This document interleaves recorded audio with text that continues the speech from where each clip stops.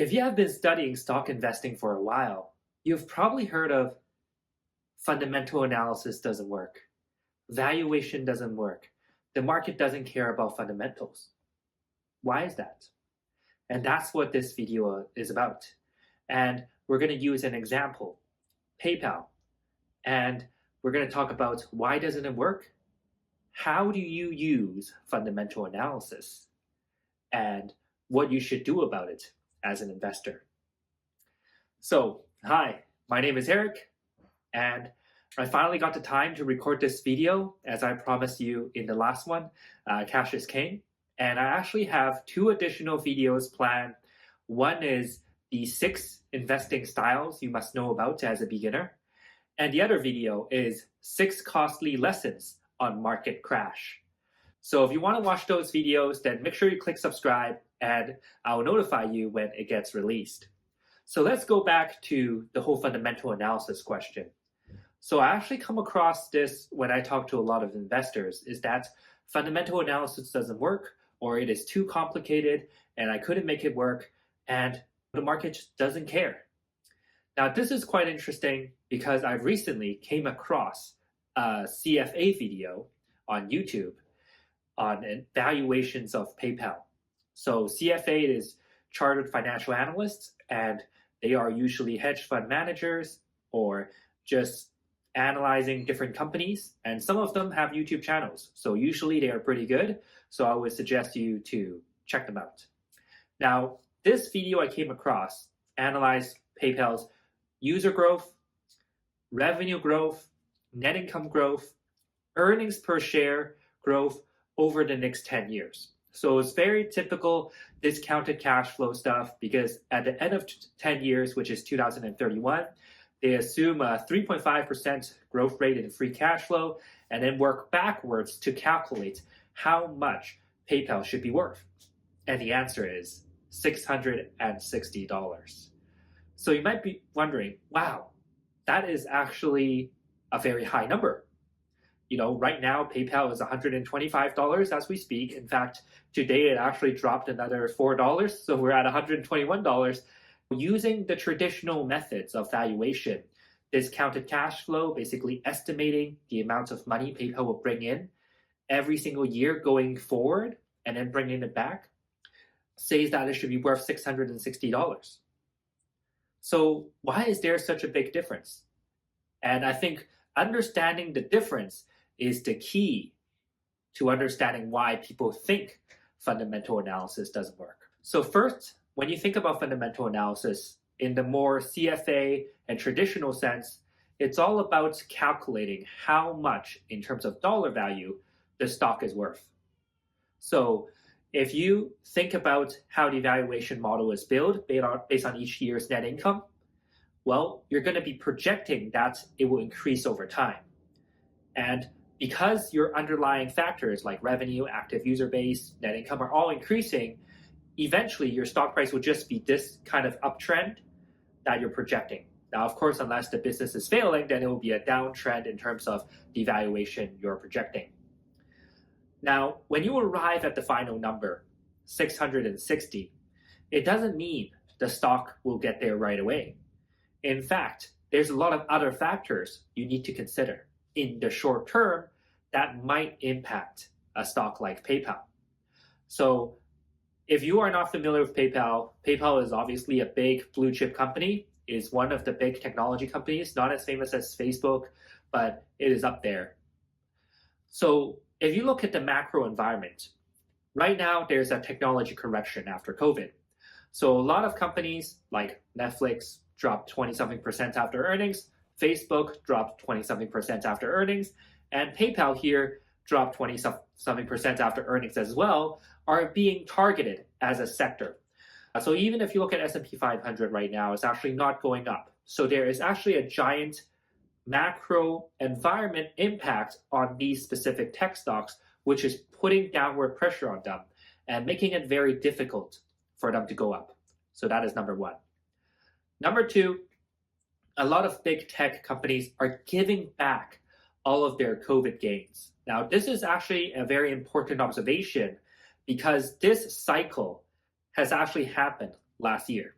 So if you look at a company called Clorox, which is actually a cleaning bleach company, so the cycle is even shorter for Clorox, because back then for Clorox, it initially gained a lot of traction in March because everyone was really scared, everyone wants to be clean, everyone was buying bleach for that specific initial COVID period. But then afterwards, the demand died down and Clorox is not able to maintain the demand. So then you get a huge increase in Clorox stock price and then a longer term decrease of Clorox stock price until recently. That is kind of how you think about it in terms of the boom and the bust of COVID. Now, another good example is really Zoom conferencing. So if you have been working from home for the last 1 to 2 years, then you probably have heard of the company Zoom as well.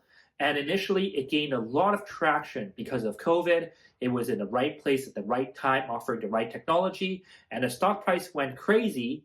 And then after the demand, has flattened, basically everyone who's going to get Zoom got Zoom already, and then they're not able to maintain their growth. The stock price quickly just came back to reality, and it is down a lot.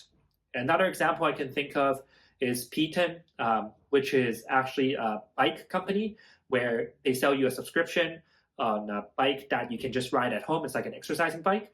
So obviously that got a lot of traction during COVID when everyone is stuck at home and everyone wants to exercise and the gyms are closed. But then after COVID, then, well, where's the demand? And there's also the scandal of the TV show and how someone died because they were riding the bike. So they're suing that TV show now. So when you think about these three examples, Clorox, Peloton, Zoom, this is happening to the big tech right now. So previously, the big tech, for example, like Facebook, Netflix, PayPal, they got a lot of good growth during the COVID period. And then now you're seeing the drop. Basically, they're giving back the COVID gains. Now, what's important is that it actually does not fundamentally change them as a company, because these big tech are still growing. They might not be growing as fast because during COVID, they got a lot of extra growth from people working from home using their technologies. But then afterwards, you might get a slightly slower growth period. And during the earnings, that's what they're being penalized about. So within Investing Accelerator, we have been watching these stocks very closely because we know a new opportunity is emerging when it comes to discounted stocks. Now, the third thing that is also influencing the price of PayPal is the fear in the market related to increase in interest rate. So this is back in 2008 when the interest rate was high and then the housing market crashed because people are not able to pay the mortgage payments and some people are over leveraged, having way too many properties. So Feds have been giving us a lot of warnings in terms of when they're increasing interest rates, how many times they're going to do it, and they haven't done it yet. So there's a lot of fear in the markets on this topic, and that actually further drives the technology sector down, because when you look at the technology sector, it is really a group of companies that some of them have debt, some of them are loss-making. So then when you increase interest rates and they're not able to pay that interest, or they're still making a loss and they're not able to make a profit and the cash pile is dwindling, then some of them will go bankrupt.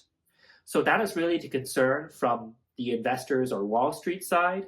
And also for the housing markets, if the interest rate goes up, then eventually people will not be able to pay their mortgage payment, and then they go bankrupt as well, and we're going back to the whole 2008 again. Now, of course, there's a lot of assumptions and speculation here on whether there is going to be a crash, or whether people are going to be able to pay their mortgage, or whether companies are able to pay their debt to avoid bankruptcy.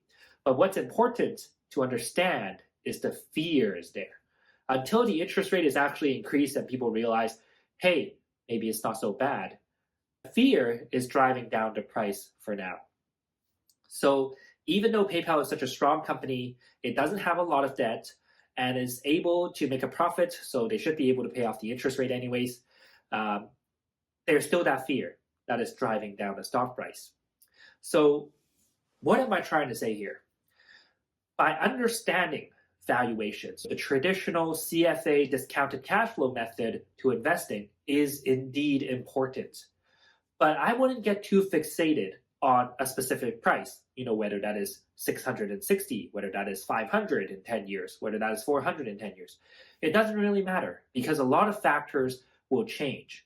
What's important is that you understand the long-term trend of the stock, and then you understand the company's business model, the overall financial health, and you understand where the company is growing in terms of the roadmap, new products, so on and so forth.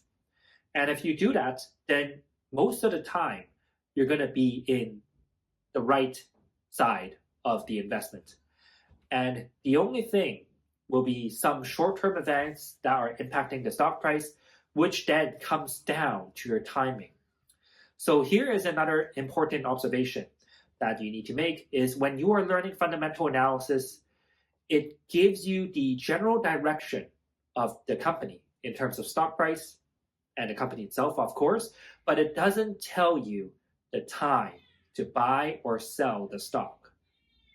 So no matter how much fundamental analysis you do, it does not tell you when to buy. It only tells you what the price of the stock should be if this set of assumptions happen in the future. So that means you need to step outside of fundamental analysis and look for some other analysis to help you with timing. And that's why in Investing Accelerator, I always teach you to understand the company fully, more than just the fundamental analysis, more than just the technical analysis, because you need to paint the entire picture. Because fundamental analysis might teach you that, hey, this stock is good or not, this company is growing or not, this company has enough cash or not, but it doesn't tell you that, hey, you should buy the company now, or hey, this is overvalued and you should probably sell now. So there are limitations of fundamental analysis that it doesn't get covered in fundamental analysis. So that's why you need to step out of that zone and learn technical, news, valuation, and other analysis to become a better investor. So it's kind of very similar to how Warren Buffett invests because he talks about a lot of mental models in his mind.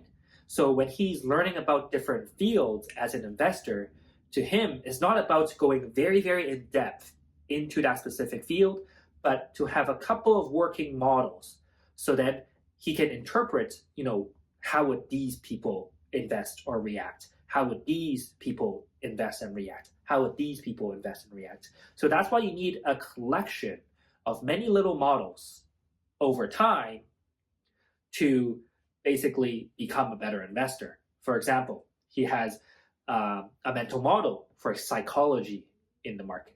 Fear and greed. You probably heard of, quotes from Warren Buffett's about buy when other people are fearful, sell when other people are greedy. That is a very simple mental model. And he also has one for fundamental analysis. He also has one for probably the product strategy, the company's roadmap, so on and so forth. So when you have all this collection of mental models, then you will become a better investor.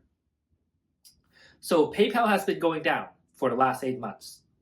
So when you think about fundamental analysis, you are getting a lot of discount, a lot of margin of safety. And that is good because let's be honest here, PayPal went from 300 to 125. And it is a great company, it is growing, it is making money, it has a lot of cash. And previously it tried to acquire interest, but then they abandoned the deal, whatever. So how much more do you think it will drop? So that is really the question. And in fact, fundamental analysis cannot answer that question. You need to use other analysis. And I don't think we know what the answer to that question is yet. So how much further can it drop? Now, in Investing Accelerator, we always analyze, these situations using historical situations as well. So let me just bring you back to 20 years ago, the dot-com crash.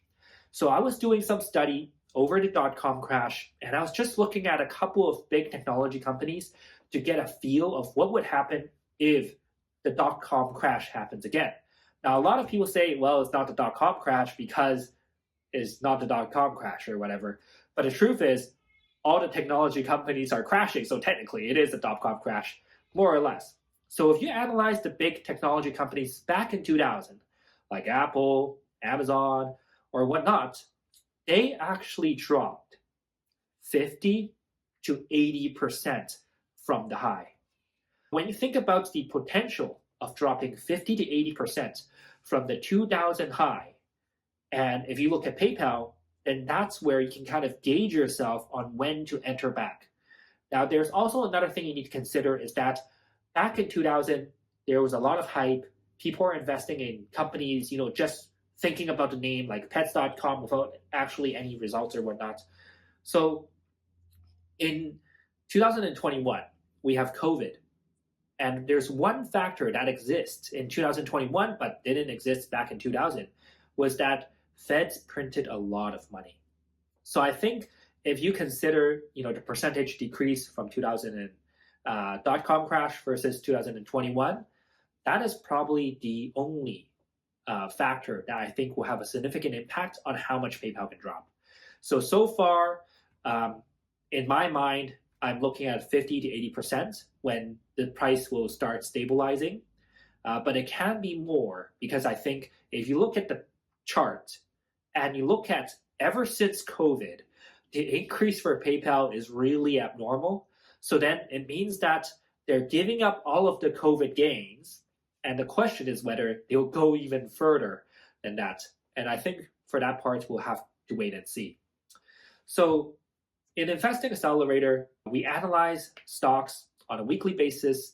We analyze the macro events, kind of like the interest rates I just talked about, the technology sector correcting as a whole, big tech giving up all of their COVID gains like Facebook, Netflix, and waiting for opportunities.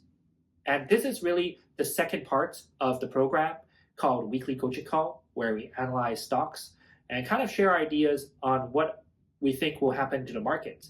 Because the market is kind of like an ever-changing beast. There's always new events happening. You didn't know that the interest rate was going to increase last year, but then now you know, and you need to think about how does that impact the market and where is the opportunity. You didn't know last year that Russia is about to invade Ukraine and that causes oil price to spike up, so on and so forth. So then when you think about investing in the market and you want to achieve a higher return, like 20 or 30%, then that's when you need to pay a little bit more attention to the market. That's when you want to analyze specific stocks. You want to look at, where is the opportunity, what sectors are good, and which one of them are on a discount, so then you can buy at a very cheap price and make a higher return. So that's really what I teach in Investing Accelerator. So if you're interested, then you can check out the free webinar below. It's the first link in the description. And I have prepared a very extensive free training to talk about how I invest.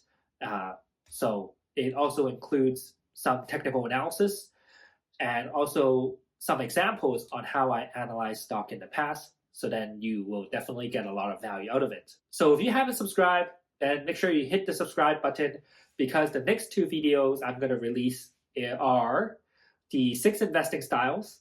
So then you can choose the best one you want to start with. It covers from beginners to advanced investing styles and which investing style to avoid if you don't want to lose money.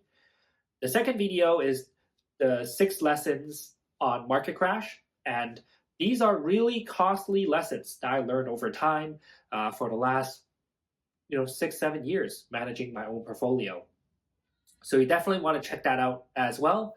So before you go, I just wanted to mention one more thing. So the reason why I'm using PayPal as an example is because I actually have a position in PayPal at the moment. And I'm using a combination of options, and I'm also doing hedging as well. So if you didn't watch the previous video of Cash is King, I actually talk about how to deal with this kind of short-term volatility where PayPal is dropping at the moment, but then you think it is cheap, so then you want to enter into PayPal, and at the same time, protecting yourself from any unforeseen events like earnings is bad, like how it is with PayPal, or like some sort of negative news you're trying to hedge against because you think you're entering too early, so then you want to kind of protect yourself from the downside in the next couple of months. So then, yeah, just watch the previous video and you'll understand what I mean.